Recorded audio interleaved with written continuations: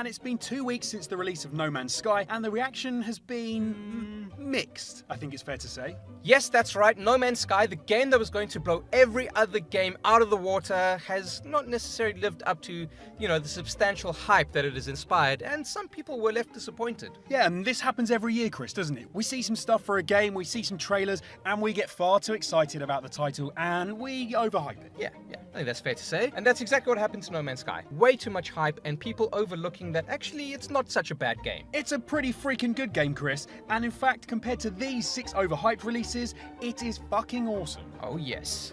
So as the internet loves reminding us, the 90s, were a thing. Blink-182 were huge, Independence Day was riding high at the box office, and Pokemon was the latest craze. Ah, the 90s. How times have changed. And also during that golden decade, Duke Nukem was chewing bubblegum and kicking ass as the ultimate symbol of Americana in video games. What a friggin' legend.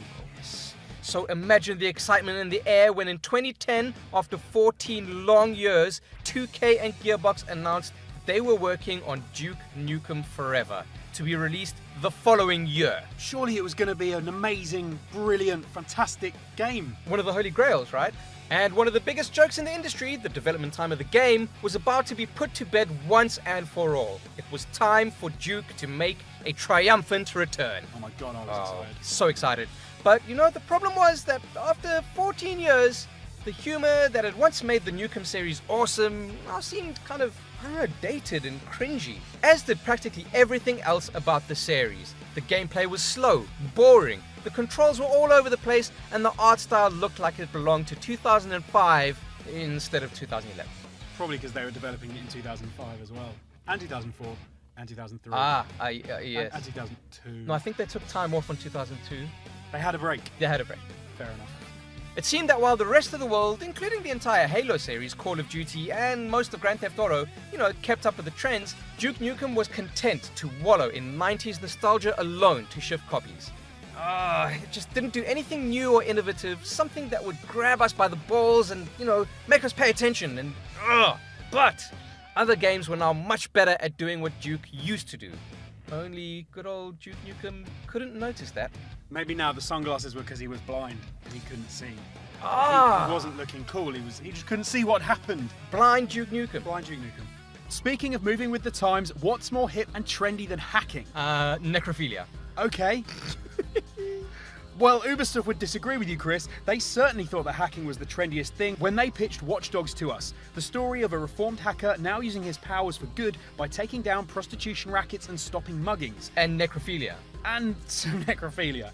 The E3 2012 material looked stunning to say the least. Yeah, it did. And Watch Dogs received a ton of praise, earning a special commendation for graphics and innovation and Best Action Adventure Game in 2013. This is where they went wrong. It should have been award for best graphics in a trailer that you will never actually get to play yourself. The graphics in the trailer were fantastic. Someone should have won an award for that. Such was the love for Watch Dogs that it was even considered to be one of the games that was supposed to encourage a console upgrade. But when the game was released in 2014, several gamers and media outlets noticed a significant downgrade in graphical quality. I like to call it the Ubisoft effect. Ubisoft effect. The game itself was by no means bad and was pretty damn different from a lot of Ubisoft's other fare that year. Unity. There you go. But for a game to sell itself on graphical quality and then not live up to the promises made, well, that wasn't going to fly. The game just didn't live up to the hype. Even more shocking for a lot of PC gamers was the fact that several graphical improvements were already locked away in their copies and could be re-enabled without a significant loss in performance. So why would Ubisoft sell on the promise of pretty graphics only to lock it away when nobody would see them? Do you know why, Jonesy? Do you know why it happened? Tell me. Because they wanted the PC version to look like the console version, and because the console can't keep up with the PC. It's all bullshit! This, of course, is the problem that we have nowadays. It's bad. They want to make it all look like, oh no, look at this parity across these systems. If the PC one's going to look better, let it look better. No, but not even that. They've done the fucking work. The files are there. Just do it. Leave it in. Maybe people will buy a PC. Jesus Christ. It felt slightly dishonest and detracted from the rest of the game. Hopefully the sequel will see that and show us what the game is instead of what they wish it could be. What do you think? Did the graphical downgrade mean anything to you? Let us know in the comments. Did you still enjoy Watch Dogs? Now released around the same time as Watch Dogs, Destiny had a mountain to climb from day one. Developers Bungie had a lot to prove after the critical success of the Halo series, and people were waiting with bated breath to see if they were more than just a one-trick pony. I mean, could they do anything other than Halo? Activision spent $500 million, that's right, $500 million on development and marketing the game. Nearly double what Rockstar spent on GTA 5. That is fucking ridiculous. Mental. That's $500 million. I thought you were going to say half a beer then. I was going to say, Jonesy, That's an expensive beer. it's an expensive beer. With Game of Thrones' Peter Dinklage as voice talent, the writing talent behind Halo, and even fucking Paul McCartney providing the soundtrack. Even though he's a bit of an old hack and he should just like stop making music and maybe just like stop being in the public eye. But anyway, this should have been the most impressive game ever. Only it kinda wasn't. Yeah. Dinklage's voice acting for Ghost was widely regarded as flat. That wizard came from the moon. The story was criticized for being weak, disjointed, and lifeless, and the gameplay seemed to be designed to have a heavy focus on boring grinding. And replaying the same old shit again and again and again and again and again and again. And dancing. Dancing and sitting. I'm dancing. In short, a mediocre shooter alternative to World of Warcraft. The game was also criticized for having the impression of wide open spaces, but with most of the action taking place in like really cramped corridors. Bungie even halted pre-game reviews, saying that the social aspect of the game had to be taken into consideration. Oh, that's something you don't want to hear when you're having your game reviewed by people. Fucking bullshit. Well, you can't review it because the social aspect is a very important part of the game. Our game is awesome. We promise you it's awesome, but you can't play it. You can't play it. Bungie and Activision have made some excellent improvements to the game so far, but on release, it was a bit of a letdown. No one can argue that.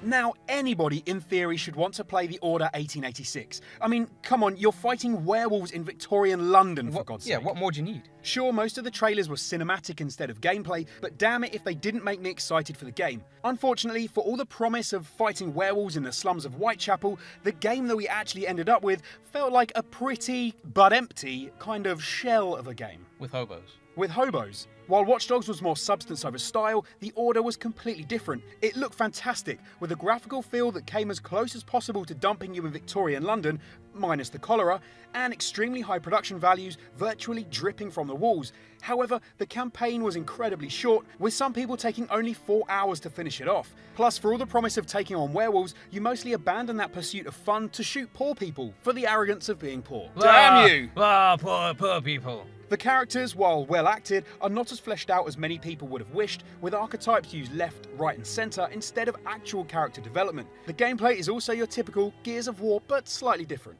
So in other words, cling to cover and hope they don't toss a grenade, which gets stale extremely quickly.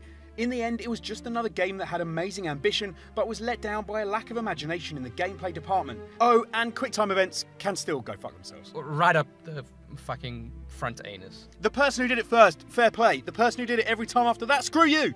Okay, Jonesy, there are a ton of gaming tropes like, QuickTime events that can go and nosedive off a fucking cliff. One of them is always online connection. Bullshit.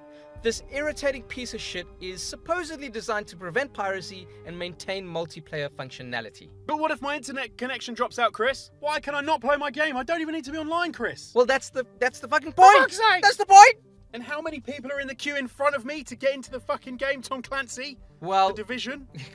That's an example. Jesus Christ. Well, Jonesy, case in point, SimCity of 2013. SimCity was a title that wannabe city planners had waited for since 2007 SimCity Societies. Well, there's the biggest problem right there. They were waiting for a SimCity game. There was a buzz around the game due to new 3D graphics, new multiplayer, and various other features. .tm. And wacky wavy flaming flame alarm too, man. But on launch, Jonesy, it turned out that EA's servers were dogshit turd pieces of piles of junk. So as the game was online only, if the servers cut out, and they did, there goes your city. Oh, you spent all that time making a nice city? Fuck you! People were pissed that they had forked out $60 for a game that refused to work because of EA's mistakes.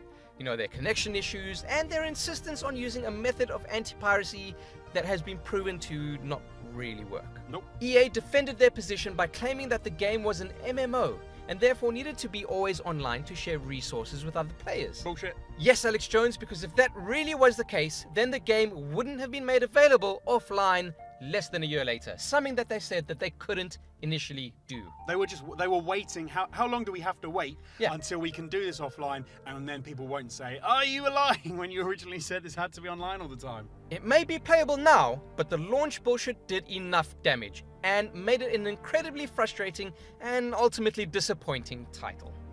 Thanks, EA. Come on, EA. Now we end the list with the most famous botched release of the last 5 years. We all knew this was going to be on here. Step forward and claim your prize, Gearbox, for Aliens Colonial Marines.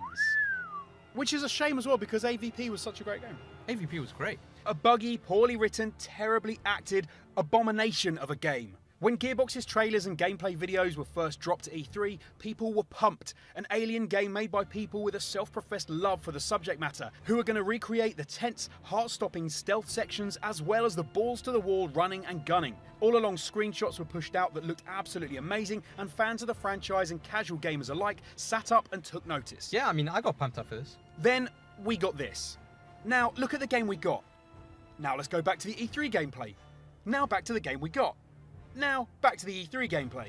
This is the game we should have had were it not for the fact that instead of showing us representative gameplay at E3, Gearbox opted for vertical slices and specifically built and polished levels. These were not at all reflective of what we received, and people were pissed to say the least. Damn right. Critics were not kind to the game, and words such as misleading and potentially criminal were thrown about to describe the mess we were left with. If anything can be learned from this whole shitstorm, it's that you should never, ever, ever trust anyone.